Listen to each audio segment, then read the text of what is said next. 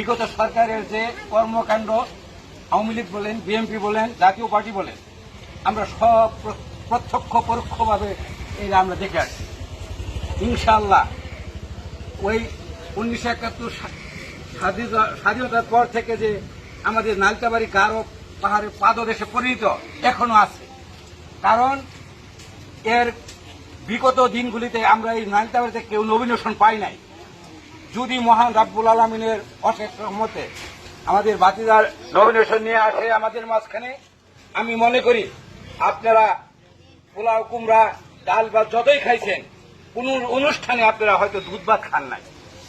আমি মনে করি আমাদের এই জামাত ইসলামের আপনারা এই সুযোগ আসছে দুধ ভাত খাইবার। আপনার আমাদের ন্যায্য কথাগুলি বলবে, আপনার আমাদের যে অধিকার, সেই অধিকারগুলো আমাদের সরকার থেকে ছিনিয়ে না আমাদের মাঝে যে বিলীন করে দিবে, এটাই আমাদের প্রত্যাশা।